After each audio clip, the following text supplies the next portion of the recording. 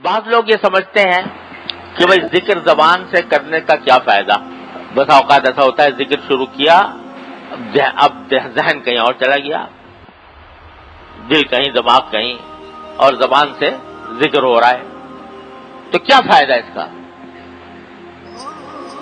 اور ایک کسی نے شعر بھی کہہ دیا کہ بر زباں تسبیح و در دل گاؤ خر, این چنی تسبیح کیا دارد اثر. کہ زبان پہ تو تسبیح ہے, سبحان اللہ آدمی کہہ رہا ہے, اور دل میں گائے کا اور گدھے کا خیال آ رہا ہے. تو وہ شاعر کہتا ہے کہ این چنی تسبیح کیا دارد اثر, ایسی تسبیح کیسے فائدہ پہنچائے گی, کیا اثر کرے گی. لیکن حضرت کی مولانا مولانا تھانوی قدس اللہ تعالیٰ سرہ نے فرمایا, اللہ تعالیٰ ان کے درجات بلند فرمائے, کہ یہ کہنے والا جو ہے یہ حقیقت سے آگاہ نہیں. میں کہتا ہوں کہ برزباں تسبیح در دل گاؤ خر, این چنی تسبیح ہم دارد اثر. کہ چاہے زبان یہ ہو کہ زبان پر تسبیح اور دل میں دوسرے خیالات آ رہے ہیں, لیکن یہ تسبیح بھی اثر رکھتی ہے, کم صحیح, لیکن یہ بھی بے اثر نہیں,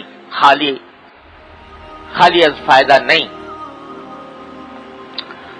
اور حضرت گنگوہی قدس اللہ تعالیٰ سرہ کا ارشاد پتہ نہیں ہمارے کتنے بزرگوں نے نقل فرمایا ہے. حضرت گنگوہی رحمۃ اللہ علیہ جو قطب الارشاد, ان کا یہ ارشاد نقل فرمایا ہے. وہ فرماتے تھے کہ اللہ کا ذکر خواہ کتنی ہی بے دھیانی سے ہو,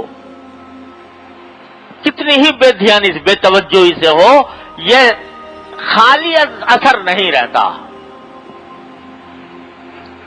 یہ رفتہ رفتہ پھر اس وقت تو بے دھیانی سے ہو رہا ہے, بے توجہی سے ہو رہا ہے, لیکن یہی پھر آگے بڑھ کر اللہ تعالیٰ کے فضل و کرم سے قلب کی توجہ کا رخ بھی موڑتا ہے. جو لوگ یہ سمجھ کر کہ زبانی ذکر کرنے سے کیا فائدہ, جب ذکر کو چھوڑ بیٹھتے ہیں یا نہیں کرتے تو وہ کبھی منزل تک نہیں پہنچ سکتے, وہ کبھی منزل تک نہیں پہنچ سکتے. یہ ذکر لسانی ہی ہے جو سیڑھی ہے, جو راستہ ہے ذکر قلبی پیدا ہونے کا. لہذا اس کو بیکار نہ سمجھے, اس کو یہ نہ سمجھے کہ یہ فائدے سے خالی ہے. جس کو یہ ذکر کی نعمت نصیب ہو جائے تو اللہ تبارک و تعالیٰ کے فضل و کرم سے انشاءاللہ کبھی نہ کبھی منزل تک پہنچے گا. اسی لیے ایک مرتبہ ایک صحابی نے نبی کریم سرور عالم صلی اللہ علیہ وسلم سے عرض کی کہ یا رسول اللہ مجھے کوئی مختصر نصیحت فرما دیجیے. اب دیکھو صحابہ کرام بھی نصیحت فرمائیے, اذنی و اوجز, مجھے نصیحت فرما دیجیے اور مختصر فرما دیجیے. اب یہ بظاہر تو عجیب سی بات ہے کہ نصیحت کی درخواست بھی کر رہے ہیں اور ساتھ میں یہ قید بھی لگا رہے ہیں کہ مختصر ہو, مگر اس لیے کہ عمل کرنے کی نیت تھی. یا اللہ اگر کوئی لمبی چوڑی نصیحت ہوئی, پتہ نہیں یاد رہے کہ نہ رہے, عمل کر سکوں نہ کر سکوں, تو نیت یہ ہے کہ عمل کروں. لہذا یہ ساتھ درخواست کر دی کہ مجھے مختصر نصیحت فرمائیے. تو نبی کریم سرورت عالم صلی اللہ علیہ وسلم نے یہ نہیں فرمایا کہ ارے بھائی خدا کے بندے تم مجھ سے نصیحت کی فرمائش بھی کر رہے ہو اور شرطیں بھی لگا رہے ہو کہ مختصر ہو. آپ نے قبول فرمایا کہ ٹھیک ہے, اگر تمہیں نصیحت مختصر چاہیے تو مختصر ہی کرتے ہیں. کیا فرمایا؟ ان یکون لسانک رطبا بذکر اللہ او کما قال صلی اللہ علیہ وسلم.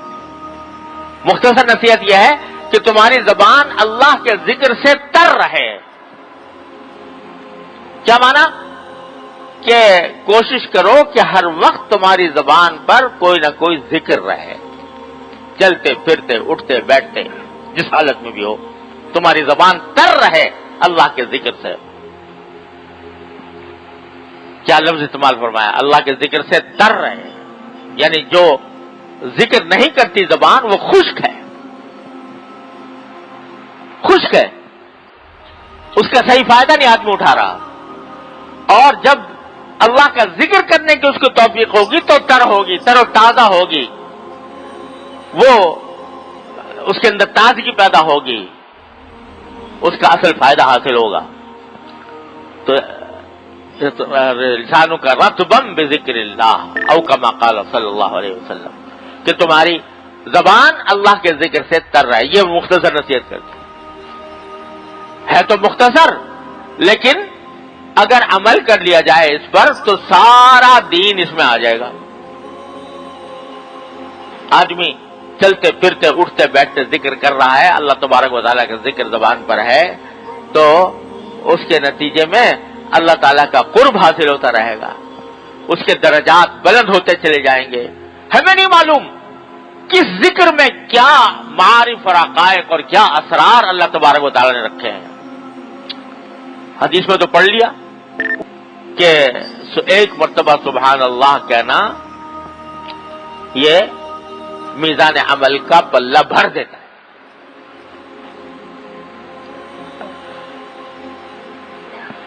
اب کیسے بھر دیتا ہے؟ کیا اس میں راز ہے اس کلمے کے اندر؟ اللہ تعالیٰ ہی بہتر جانتے ہیں، لیکن اس میں انوار ہیں، وہ انوار ہیں جو آنکھوں سے نظر نہیں آ رہے فی الحال، لیکن ہیں انوار، ایسے انوار ہیں جو آدمی یہاں سے سمجھ نہیں پا رہا۔ ہمارے حضرت علامہ انور شاہ صاحب کشمیری رحمۃ اللہ علیہ کی بات حضرت والد صاحب رحمۃ اللہ علیہ نقل فرماتے تھے کہ آخرت کی جو بے شمار نعمتیں ہیں، ان نعمتوں میں سے ایک نعمت یہ بھی ہوگی کہ حقائق کے اشیاء منکشف ہو جائیں گی اہل جنت پر، حقیقتیں منکشف ہوں گی، پتہ چلے گا ہر ایک بات کی حقیقت کا۔ سبحان اللہ کے کلمے میں کیا نور تھا، الحمدللہ میں کیا نور تھا، لا الہ الا اللہ میں کیا نور تھا، کیا انوار و برکات تھے، یہ اسرار وہاں جا کر منکشف ہوں گے۔ لیکن یہاں یہ ہے کہ سبحان اللہ والحمدللہ ولا الہ الا اللہ واللہ اکبر یہ کلمات زبان پر ہوں تو جتنے زیادہ ہوں گے اتنا ہی اللہ تبارک و تعالی سے قرب بڑھے گا، اللہ تبارک و تعالی سے قرب بڑھے گا یہ، اور جتنا قرب بڑھے گا تو انشاءاللہ ہماری سوچوں کے زاویے تبدیل ہوں گے، افکار کے زاویے تبدیل ہوں گے، دل دنیا سے آخرت کی طرف مڑے گا، تو اللہ تبارک و تعالیٰ کی محبتیں دل میں پیدا ہوں گی، یہ نتائج حاصل ہوں گے، ضرور ہوں گے انشاءاللہ، لیکن کرنا والا چاہیے۔